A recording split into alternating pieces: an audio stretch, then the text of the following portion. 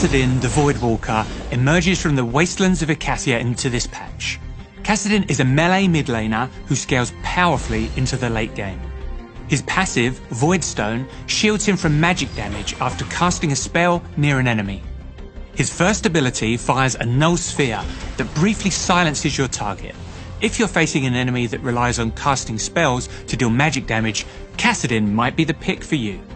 His second ability, Netherblade, empowers his next attack.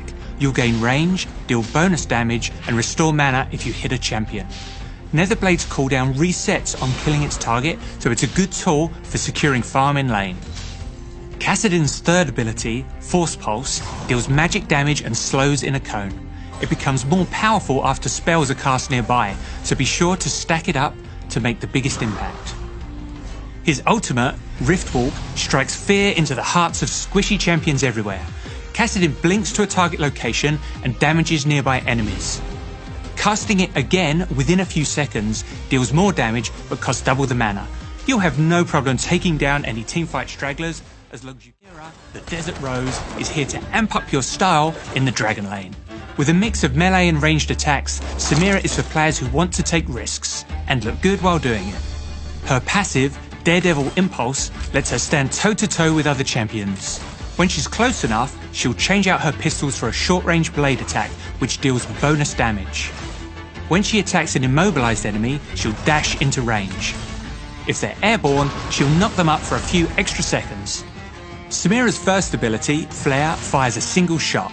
But if there's an enemy in front of her, she'll slash out in a cone instead. Her second ability, Blade Whirl, creates an area around Samira, destroying all projectiles. It's the perfect tool to escape from a sticky situation. Save it for enemy crowd control and you'll get away scot-free. Windrush, Samira's third ability, allows her to dash towards an enemy champion or structure, slashing everything in her path. Samira can cast other abilities during her dash as well. Samira's ultimate, Infernal Trigger, is a real showstopper. It has no cooldown, but you'll need S-grade style to pull it off. Stack up style by dealing damage to champions with different abilities and attacks. Each unique source grants a stack. At maximum stacks, it's time to unleash your full destructive power. Samira can't cast Blade Whirl during Inferno Trigger, and it could be interrupted by crowd control, so make sure you have a clear shot. Samira also comes with something special to flex on your enemies. When you use an emote, you'll throw them 1 gold. Try it out if you're feeling generous or just to brag about your first blood kill. Scion, the undead juggernaut, rises once more. If you've got an axe to grind in the Baron lane, try out this unstoppable force and lay waste to the rift. Scion's passive, Glory in Death, allows him to keep fighting from beyond the grave. When he dies, he'll briefly come back to life, fearing nearby opponents. He gains lifesteal and tenacity, and his abilities are replaced with Death Surge, which grants move speed. His health quickly decays over time, so use your extra seconds wisely. Scion will also gain bonus health whenever he kills a unit or gets a takedown on a champion. His first ability is Decimating Smash. Cast once to start channeling the swing of your axe, then cast again to bring it down. Channeling for long enough will change your slow into a knock-up. Soul Furnace, Scion's second ability, grants a shield that will explode with a second cast. His next ability, Roar of the Slayer, deals magic damage, slows, and reduces the armor of the first enemy hit. If it's a minion, they'll be knocked back, applying the same effects to all enemies in their path. Follow this up with Decimating Smash to easily set up a gank on your enemy laner. Scion's ultimate, Unstoppable Onslaught, makes him a fearsome initiator. Cast to charge forward in a target direction, but choose wisely. You can move during your charge, but you'll turn very slowly. When he collides with an enemy or terrain, he'll slam the ground to deal damage and knock up in an area. The further Scion moves, the longer the knock up, so rush in from far away to hit the hardest. During his charge, Scion is immune to all crowd control, and he can recast to end it early. Enchant is for champions who want to stick by their carry. When activated, you'll dash to an ally and taunt a nearby enemy.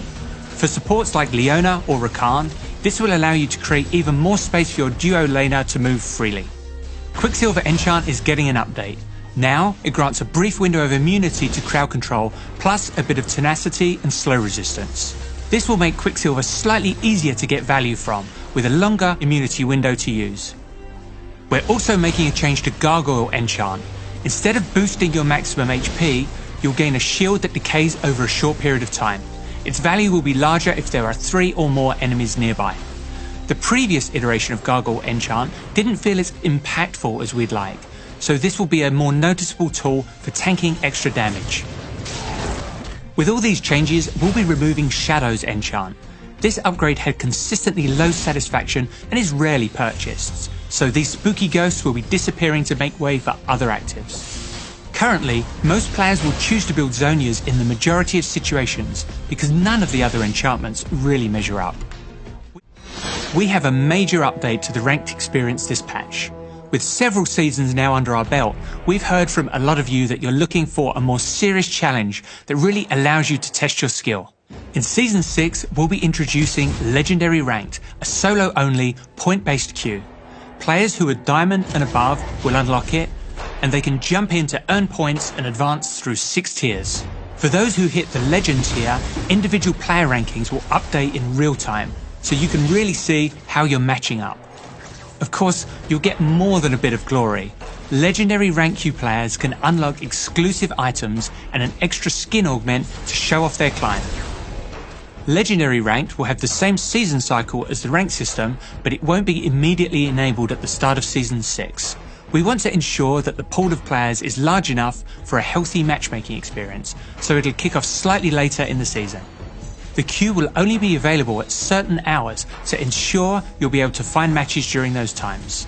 By restricting the queue to when a larger number of players are looking to compete, our matchmaking system will be able to get you into games more consistently. We're making some adjustments to how ranked works so we can better serve all types of competitive players. We're aiming for ranked progression to feel smoother overall, so ranked marks will now apply to all tiers of the current ranked queue, including Diamond Plus. Provisional games will also be removed. We're also introducing new ranked missions and rewards. When you achieve a rank for the first time, you'll unlock a bit more content to support progress in your ranked journey.